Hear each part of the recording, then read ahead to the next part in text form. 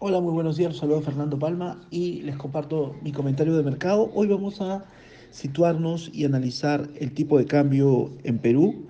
Creemos de inicio de que el tipo de cambio continuaría en la parte alta del rango, pero vamos a desarrollar algunas ideas y luego terminaremos con probablemente unas ideas para llevar. Y empezamos con lo peor, está puesto en precio. Es una pregunta interesante y relevante para los activos locales que han tenido una gran volatilidad recientemente. Podríamos separar los activos en eh, instrumentos de renta variable, instrumentos de renta fija y obviamente terminar en el sol.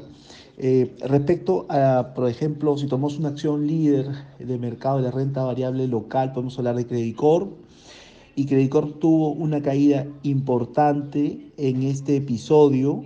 Si pudiéramos considerar solamente este episodio, empezaría a fines del 2019, una corrección muy importante por la pandemia, y luego tenemos una corrección que viene con el proceso electoral aquí en Perú. Esto genera una caída acumulada. Estoy utilizando una métrica que se llama Maximum Drawdown, que es cuánto es la corrección desde techos históricos.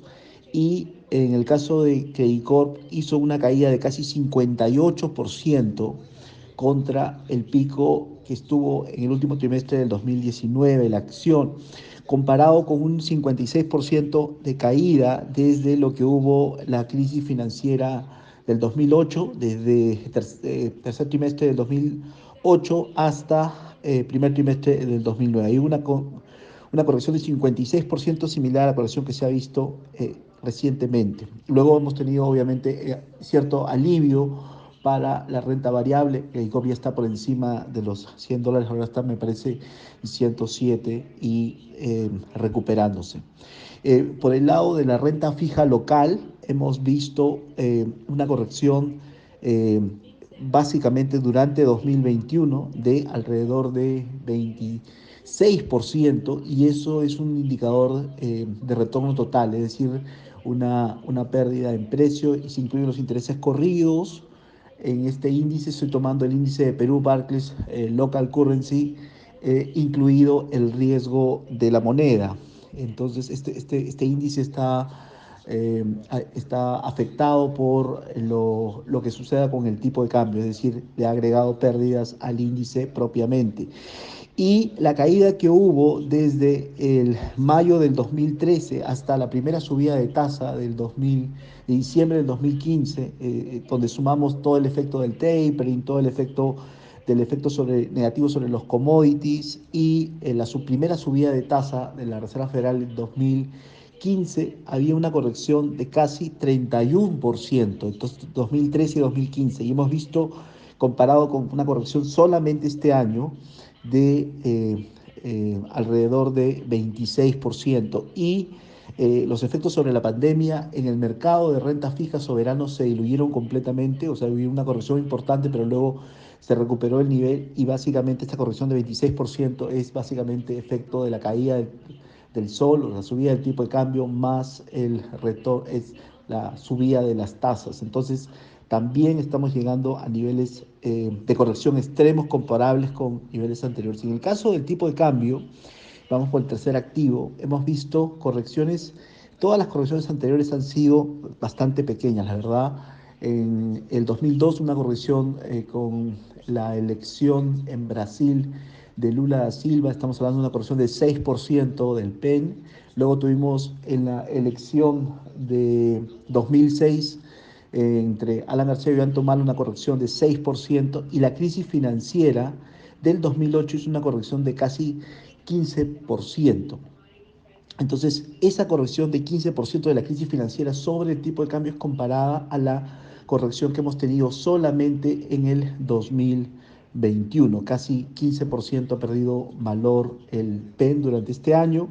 Y si lo consideramos desde el efecto del tapering más la primera subida de tasas de la FED, estamos hablando de una corrección de 28%, pero solamente este año tenemos una corrección de 15% comparado el efecto sobre el tipo de cambio muy similar a lo que hubo en la crisis financiera. Entonces, gran parte de las malas noticias nos parece que están de alguna forma puestas en precio.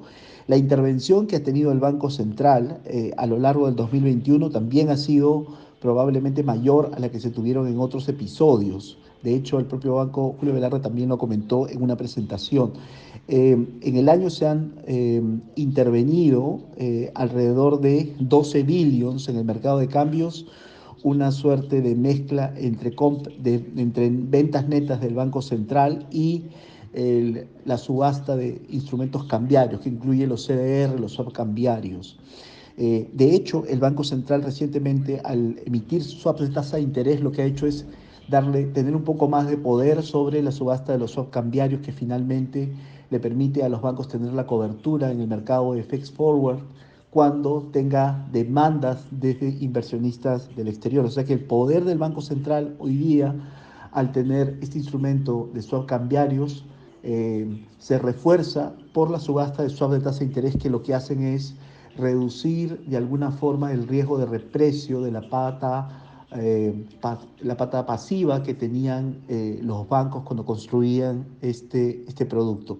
Y precisamente en ese sentido el Banco Central ahora, al estar subiendo tasas, genera una pequeña protección del tipo de cambio frente a, desde el punto de vista de portafolio de monedas. Eh, para ponerlo en sencillo, el arbitraje para ir armando posiciones larga dólar no tenía ningún costo, porque la tasa que recibías por estar largo PEN era la misma tasa que te fondeabas para estar, eh, para armar esa posición en dólares. Entonces, ambas tasas estaban en 0,25, la tasa en dólares, la tasa en soles.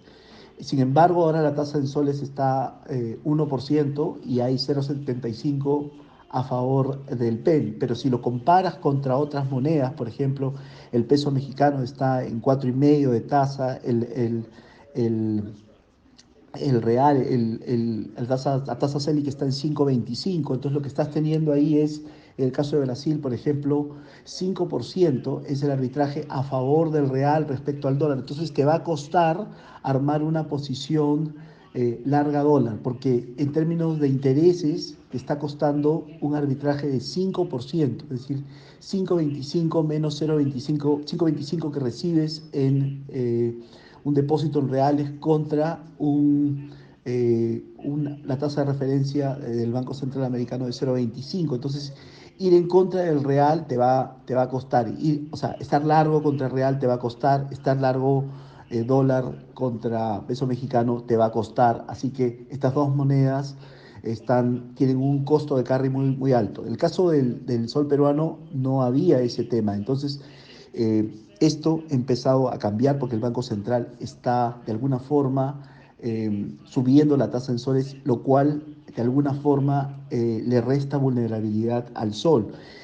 Pero el mindset de los participantes de mercado sigue siendo que el tipo de cambio va a seguir elevándose. Las encuestas de expectativas del sistema financiero, analistas económicos y empresas financieras están hablando de un tipo de cambio para para el cierre de año, ¿no? Y para el 2022 del orden del 4,425, y eso le genera mucha presión. El último trimestre, según cifras del Banco Central, el Banco Central ha sido, los participantes netos ofertantes de dólares han sido los inversionistas del exterior, las AFPs y el Banco Central. Pero el inversionista que ha estado del lado de demanda en neto comprador han sido el segmento corporativo comprando 4,8 billions y el segmento retail, o sea, personas naturales comprando casi 1,7 billions. Es decir, la fuerza de demanda sigue siendo la misma y los ofertantes netos, las AFPs, que están de alguna forma afrontando los retiros y liquidan inversiones en el exterior, de acuerdo a la legislación de los retiros.